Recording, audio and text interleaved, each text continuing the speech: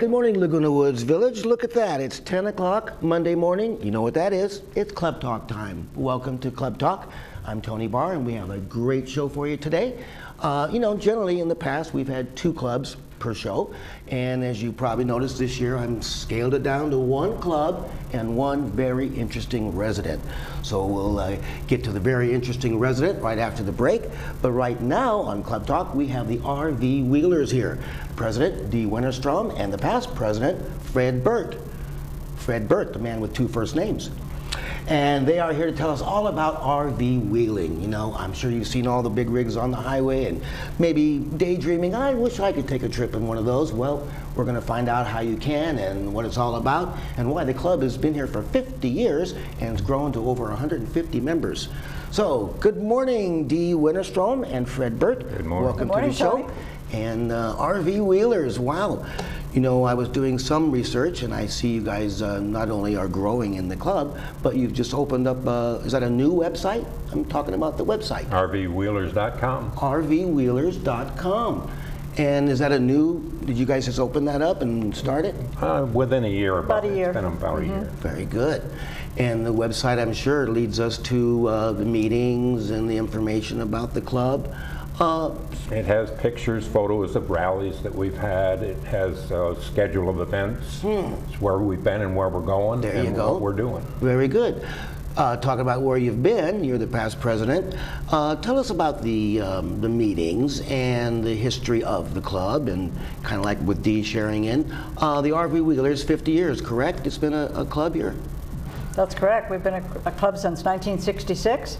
It started with about 40 members, and at that time the club's name was Leisure Wheelers. Leisure Wheelers. We are now called RV Wheelers.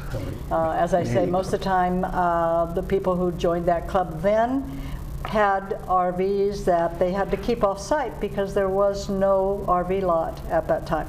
1969, the community did make available an RV lot and began to charge those people who use that RV lot a small fee.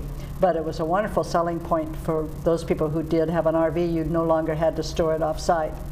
As I said, they had about 40 members when they first started. We've now grown to 136 members. Wow. So we're a little under the 150, but we've grown quite a bit. Let's see, we were able to find a picture of the RV lot from 1989. And you may have a picture of that. Yeah, I'm we not got some sure. pictures coming up here in a moment. And you can see the difference in the RVs. They were, you know, like 12 to 15, maybe 18 feet long. A lot of the Silver Bullets or the Airstreams. Oh, those are Most of them beautiful. were pulling type of RVs, trailers or cab over campers. Now if you look at our lot, we have 40, 42 foot rigs, as well as some of the smaller ones. But people are going in for much bigger, much more convenient, 2 and 3 and 4 slide out sometimes. Gotcha, the self-contained seems to be the trend. Completely self-contained, yes. A lot of our members now no longer drive, but they like to stay in the club because of the social events that we have, and they're full of information. So if any newbie that needs information or background on anything, they're so helpful that they'll be happy to share that with you. Do you get a lot of, I would imagine a new member coming in, do they need, some of the new members that have questions like, should I go in the mountains, should I go to the desert? Say they're an amateur and they ended up getting a big rig.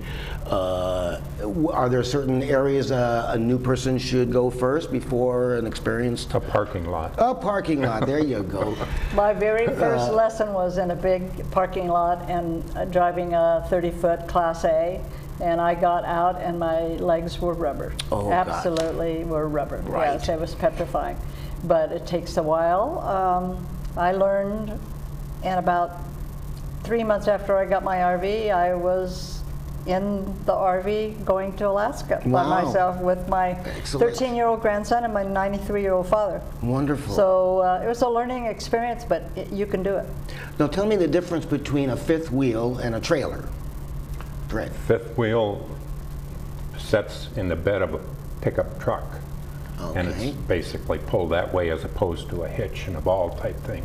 But other than that, they're basically the same Other than that, functionality. the fifth wheel and the trailer are essentially the same except for the way it's pulled. Gotcha, gotcha. Is that easier for some people? Do they look at it? Is that a selling point? in Depends on going- which one you talk to. I bet. I guess that's a personal But preference. generally speaking, I would think that the fifth wheel was probably easier to pull.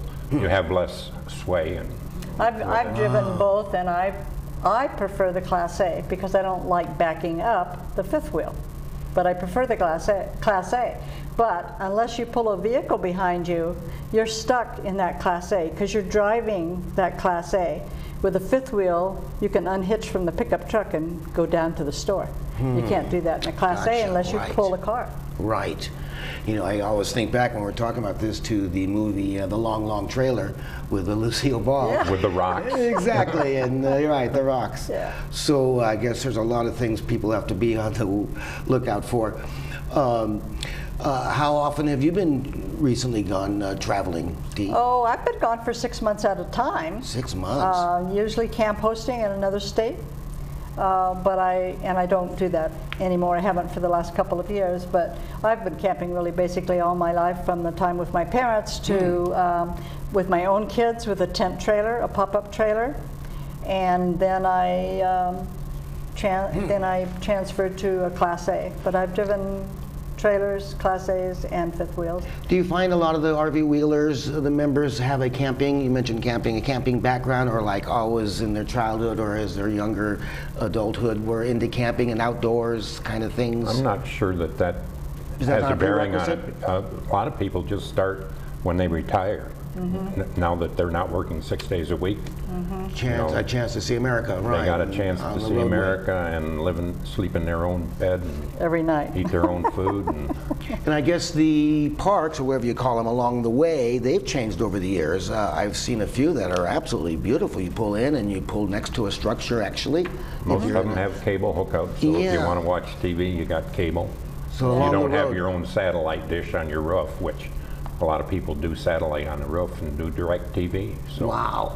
You know, I've seen some beautiful, beautiful rigs. You know, we have a few here in the village that come in and Right. out that have all kinds of antennas and, you know, microwave things and Right. dishes, and they're fully loaded. I can imagine those get high-end or pretty pricey. Yeah? Yeah, pretty pricey. we had one member that was looking for something in his rig, and he opened the door and there was a television. He was outside looking in his door. He opens another television. What about, speaking of pricey, what about the concerns with gasoline, miles per gallon, the old ugly word? Has that really put a crimp on traveling in Well, the at RV? $4 a gallon, it really puts a crimp in it. Yeah. But if you're 3 and under, I always say it's a push between what you pay for eating in a restaurant, staying in a motel, Right. versus driving your own rig, eating your own food, and sleeping in your rig, obviously. There's something to be said with sleeping in the same bed every night. Your same bed, Yeah. yeah. Yeah. And we're exactly where you want to be, too, Right. your And own of course, itinerary. the longer you stay in one place, you cut down on your cost. When I went across the United States, the longest I stayed was 2 days, so that wasn't real cost effective, except gas was so much cheaper then. Oh, gosh, can Yeah. you imagine the days when it was a quarter? Remember that? Well, Gosh, I that's don't think we RV. had RVs then, did we? Sure, yeah, right. It's I'm just not- covered wagon, they called them, they called them covered They wagons. call them tents, yeah, covered wagons. Exactly. When I bought mine, I think it was under $1 a gallon. And at the Wow. time, I asked about the mileage, and the guy says, if you got to ask about mileage, you don't need one of these. There you go. And that was at around $1 a gallon. Now we're, in some cases, in California, we're over 4. So Wow. Yeah. Yeah, that would, I'm sure, in I your had a- travel plans, crimp. I had a woman chase me into Costco after I'd filled up and wanted to know how much it cost to fill it up. Sure, curious. Everyone, I think of that when I see them gassing up. Wonder how many gallons that guy's going to pump. Speaking of rigs, about how many of the members, do all the members have rigs that belong? That's not a prerequisite. I'm sure they can join Right. without having one. They but I would can imagine join if they don't have one, and Fred has figures on how many We of our have members. 15 people who don't have rigs out of 136 members. So, Wow. and we have singles and couples as membership. So We have 5 couples without rigs, and we have 5 singles without rigs. So Right. Interesting. Sometimes the singles will get together, especially the single women will get together and maybe share. Maybe a single woman has a rig, but the other single woman doesn't, and they'll share. Or they'll go on the same camp out, but we'll rent a cabin or something because they don't have a rig. But we do Gotcha. have lots of single people that do that, share. I see. The meetings, do you have folks come in and talk to them about do's and don'ts and new things that are coming up in the travel industry or things like that? Do you have speakers come in to broaden? we try to make it a variety. A lot of times it's about maintenance, tire maintenance, just general maintenance. Sometimes it's about where you go for a rally. And we've had some really interesting speakers. So You know, the CHP sometimes come in Yeah, and the talk chips to have us been about there. some of the special laws that people that drive trailers or pull trailers have to abide by. Uh-huh. So that's kind of interesting. Here, Dee and Fred, some of the photos we got that you sent me. This one is one of our latest campouts, and they went to Santee Lakes in San Diego County, and the first night and the next night, I believe, it poured down rain. But this is to show you we don't let anything hamper our fun. There you go. Look at that. didn't catch much fish, but Really? she had a lot of. Yeah, she That's had a what lot matters. of fun. That Yeah. pond was gone the next day. That looks Yeah. wonderful. Sometimes we go as far away as, like this May, we're going to Bishop and Lone Pine. We've gone to Quartzsite. We go to Pismo. Generally speaking, most of our rallies are within 200-mile radius. Right. A lot of our people do not like to drive more than 3-4 hours at the most. So we try to vary it.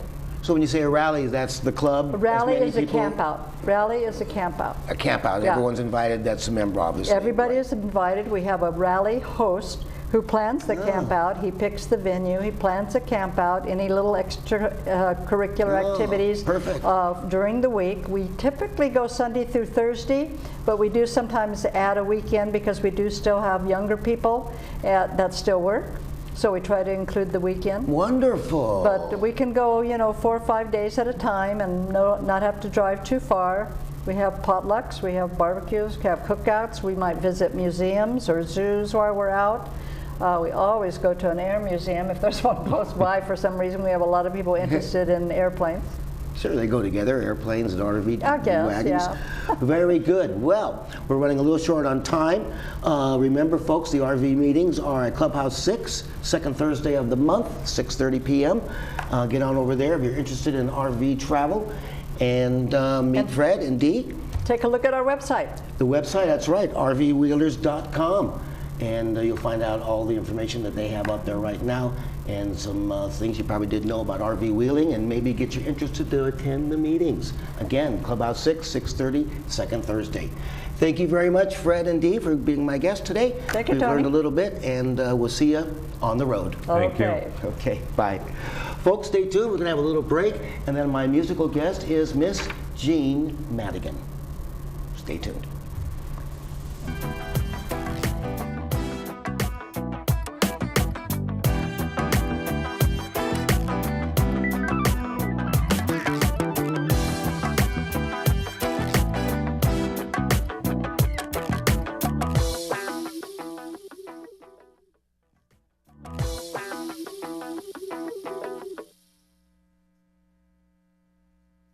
Join the crowds who have discovered fresh, hot bagels baked all day at Bagel Me. Everyone says they have the best bagels in town, but they have a lot of other good stuff too, like made-to-order omelets, their specialty, bagel melts, and a great lineup of sandwiches, all made on bagels. Bring your dog and enjoy the view from the patio. This month, mention TV6 and get a free bagel and cream cheese. Just buy any drink, even just a cup of coffee. By the mobile station at Paseo de Valencia and Alicia Parkway.